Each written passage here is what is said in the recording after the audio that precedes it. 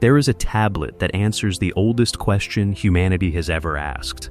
Not the question of whether God exists, not the question of what happens after death, the question that comes before both of those. The question that every religion, every philosophy, every creation mythology eventually has to answer. Why are we here? The tablet that answers this was written in approximately 1700 BC. It was discovered in fragments across multiple sites, Nineveh, Nippur, and Ugarit, reassembled and first translated in full by the scholars Wilfred, Lambert, and Millard in 1969. Its name is the Atrahasis Epic. And the answer it gives to why humans were created is not the answer anyone wants. It is not a story about love, not about divine purpose, not about beings made in the image of God to steward the earth. The Atrahasis Epic is a story about a labor dispute, a rebellion, a crisis in the divine hierarchy that had been building for 40 years before the senior gods convened an emergency assembly and decided, in the most pragmatic terms imaginable, that something new needed to be created to solve a problem they had failed to solve themselves. That something was us. The Sumerians recorded the full account across 3 tablets. They did not present it as myth. They did not present it as allegory. They recorded it the way they recorded everything else, in technical, administrative language, with specific names, specific decisions, and specific consequences. This is what the tablets actually say. Before we get to the creation, you need to understand the situation that made it necessary. The Atrahasis Epic opens with a single line that contains the entire premise, when the gods, like men, bore the work and suffered the toil. This is not a metaphorical opening. The tablets describe, in the same administrative language the Sumerians used for grain distribution and labor contracts, the organization of the divine workforce before humans existed. The cosmos has been divided. Anu, the sky god, has taken the upper heaven. Enlil, the air god, has taken the earth. Enki has taken the Abzu, the freshwater deep. And then Enlil assigns the Igigi, the younger class of gods, to do the physical work of maintaining the earth. To dig the rivers, to clear the canals, to manage the irrigation systems that the Sumerians believed were not natural features of the landscape, but engineered infrastructure requiring continuous labor. The tablets describe the work precisely. The Igigi dug the Tigris. They dug the Euphrates. They dug the canals that ran from both rivers across the agricultural lands of Mesopotamia. They dug with picks and with spades. The work was not symbolic. It was hard. And it was not rotated. There were no days of rest described in the text, no seasonal relief, no end date. The tablets say directly, the toil of the gods was great, the work was heavy, the distress was much. What the Sumerians were describing here is not a divine punishment or a test of endurance. They were describing an operational system that had been running continuously since the division of the cosmos, sustained entirely by the labor of the junior divine class, with no mechanism built in for relief or rotation.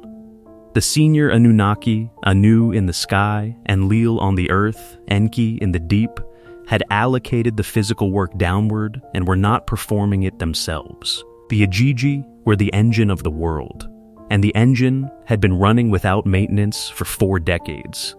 And then, the text specifies how long this continued. 40 years. For 40 years, the Igigi performed this labor without interruption, without acknowledgement from the senior Anunnaki above them, without any described arrangement for the work to end or change. And then, in the text's specific phrasing, they cried out against Enlil. The rebellion of the Igigi is described in the Atrahasis Epic with a level of detail that reads more like a labor strike than a mythological event. The Igigi set fire to their tools, their picks and their spades, the instruments of their labor. In the middle of the night, they surrounded the dwelling of Enlil and raised a commotion outside his great house. Enlil was woken from sleep. He sent his minister Nusku outside to see what was happening. Nusku returned and told him, "Every single one of your Igigi has declared war. They have surrounded your dwelling. This detail matters. Not every god rebelled. Every single one." The labor force of the earth, the entire class of beings responsible for maintaining the physical infrastructure of the world, refused collectively and completely. There was no partial revolt, no minority dissent, no negotiating faction willing to continue while others protested. The Igigi presented a unified front. Enlil, confronted with total labor stoppage, did not handle this well. He wept. The tablets say so specifically. He convened an emergency assembly of the senior Anunnaki. He called Anu down from the sky. He summoned Enki from the Abzu. He presented the situation and asked what was to be done. Anu went outside to speak to the Igigi. His report back to the assembly was not what Enlil wanted to hear. He said their labor was too great, their distress was too much. Every day the earth had to be managed. Their outcry was legitimate. Anu sided with the workers. The senior god of the sky, confronted with the evidence of 40 years of uninterrupted forced labor, acknowledged that the complaint was justified. He did not offer a solution. He offered a verdict. The work had been too hard. And this is the moment when Enki speaks. Enki's proposal in the Atrahasis assembly is the most consequential moment in the entire text. Because Enki does not propose punishment. He does not propose negotiation with the Igigi. He does not propose restructuring the labor arrangement. He proposes something that has never been done before. He proposes a new category of being.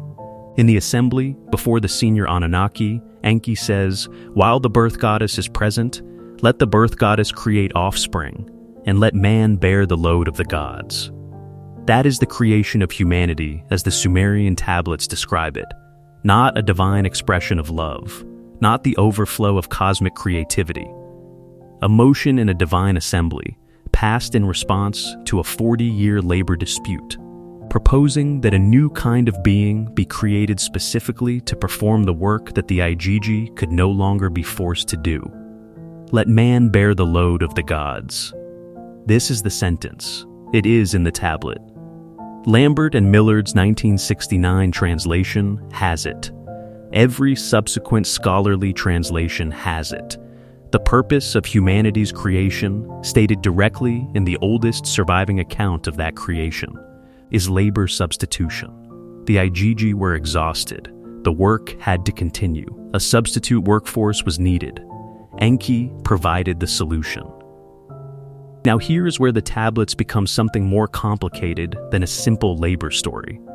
Because the method of creation the tablets describe is not what you would expect from a god solving a workforce problem. Enki's instructions to the birth goddess Nintu, also called Mami, the womb goddess, specify a process that is precise, ritualistic, and involves something the tablets describe as irreversible. First, a purification. The 1st, 7th, and 15th days of the month are designated for ritual cleansing. All the gods participate. The assembly prepares over multiple days. Then, a sacrifice. The tablets name the god who is killed. His name is Geshtu-e. In Sumerian, the name means ear, or more specifically, wisdom, the capacity to hear and understand. He is described in the text as a god who had intelligence. A minor deity, a member of the Igigi, chosen from among the rebels. Executed by the assembly. Not as punishment for the rebellion specifically. The text does not frame it that way. The tablets say the assembly chose him because of what he carried, his intelligence, his timu, his reasoning capacity. He was selected because what was inside him was needed for what came next. Geshtu-e is slaughtered. His flesh and blood are taken by the goddess Nintu, and she mixes them with clay. Then a god and a man will be mixed together in clay. This is the Sumerian description of what a human being is. Not a creature made of earth alone, not a vessel given spirit from outside, a mixture, specifically Clay, the material of the earth, combined with the flesh and blood of a slaughtered god. A divine being disassembled and incorporated into what becomes the first human. After the mixing is complete, all the gods, every member of the assembly, file past the clay and spit upon it. This is not a gesture of contempt. In Sumerian ritual, the breath and fluid of the divine was understood as a transfer of animating force. Every god present contributed something of themselves to what was being made. The humans were built from the earth, from the blood of a god with intelligence, and from the vital essence of the entire divine assembly. The tablets do not stop at the physical description. They describe what this mixture produces. And this is the element of the Atrahasis creation account that most analyses underemphasize. When the flesh and blood of Gesh-2e is mixed into the clay, the tablets say something specific happens. A ghost comes into existence from the god's flesh. The Akkadian term is Etemu, the same word the Sumerians used throughout their texts for the spirit that survives the body at death. The conscious, memory-carrying element of a person that continues after biological death. The tablets say this explicitly. The ghost, the Etemu, came into existence from the god's flesh. And then, the tablet gives the reason this was done deliberately. The ghost existed so as not to forget the slain god. This is one of the most extraordinary statements in the entire Sumerian record. The Etemu, the surviving spirit that every human being carries, exists specifically as a memorial to Gesh-2e, as a living record of the god whose intelligence was used to make humanity. The ghost in every human being is the presence of the sacrificed god, not symbolically. In the Sumerian framework, materially, because the god's flesh went into the clay. The scholar Irving Finkel of the British Museum, who has written carefully about this path, notes that the Atrahasis text establishes a direct relationship between the divine blood used in creation and the Etemu that humans carry. The divine intelligence, the Temu, the reasoning capacity, is traceable to the Damu, the blood of Gesh-2e. The Sumerians were making a linguistic and cosmological argument simultaneously. The god's intelligence became human intelligence. The god's ghost became the human ghost. They are not separate donations. They are the same event. Every human being, in the Sumerian framework, walks through life carrying a ghost that exists to remember a god nobody alive has ever heard of. And the tablets specify that this was not an accident or a side effect. The ghost was built in deliberately. The drumbeat, the heartbeat, was created as a permanent acoustic reminder of what happened in the assembly. The text says, "Let us hear the drumbeat forever after." The drumbeat is the heart is the memorial. Every human heartbeat in the Sumerian reading of the Atrahasis is the sound of the assembly recalling Gesh-2e. This is the element of the creation account that transforms it from an administrative narrative into something else entirely. The Sumerians were not describing a functional workforce created for labor.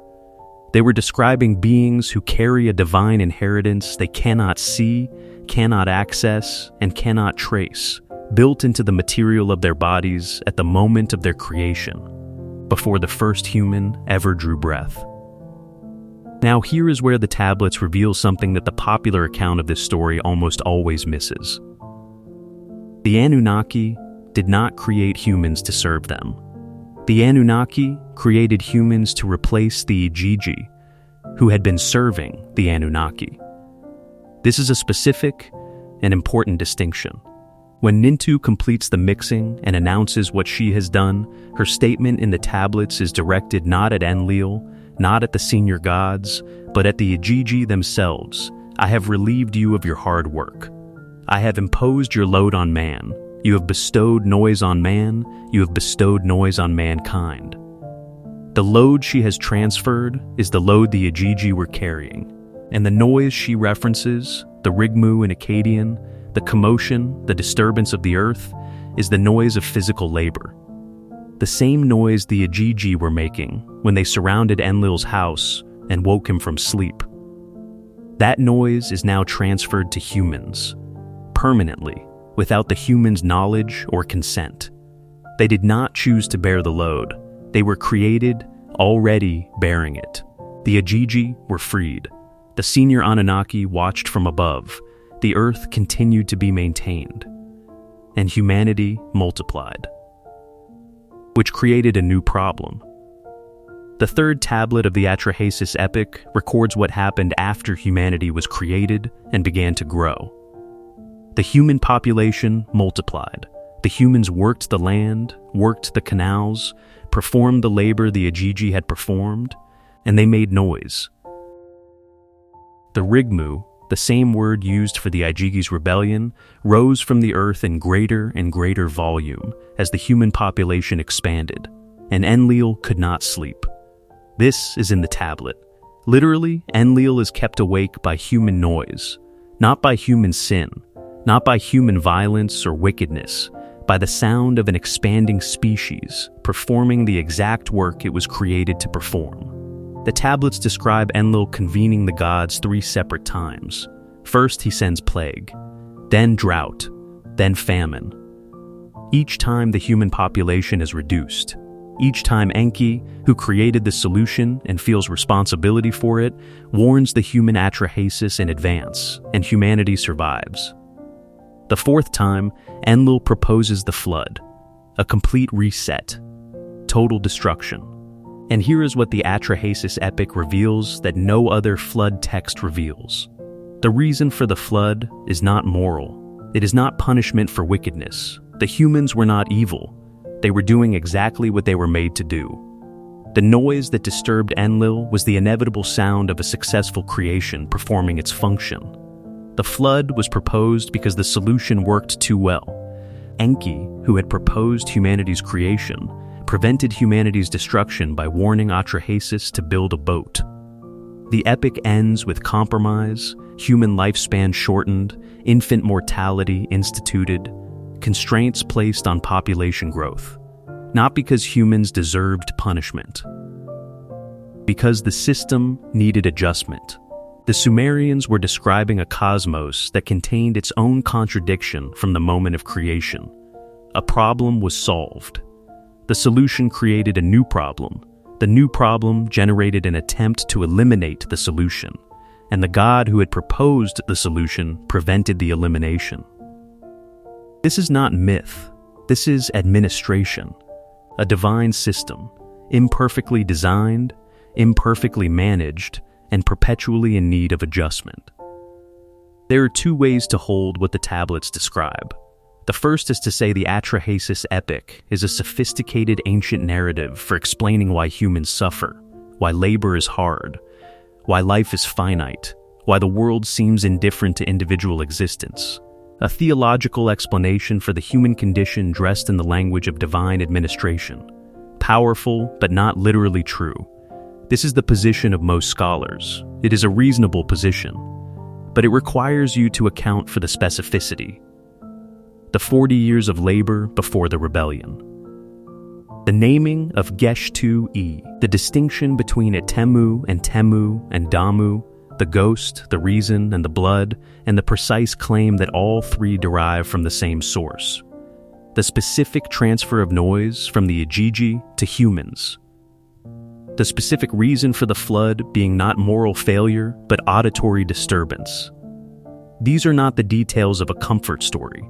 They are the details of a record, and they were preserved in clay across 3 separate sites, copied and recopied across more than 1,000 years of Mesopotamian civilization. The second thing you can do is sit with what the tablets actually say. A labor crisis in the divine assembly, a motion that created a new category of being, a god whose intelligence and blood went into the first human body, a ghost that exists in every human being not as a soul given by love, but as a living memorial to a slain god whose name was Gesh-2-E, a noise that was transferred downward at the moment of creation and that has never stopped. The Sumerians did not write this to make humans feel significant. They did not write it to comfort anyone. They wrote it on clay because clay survives. It survived. You are watching it now. What you do with it from here is the whole story.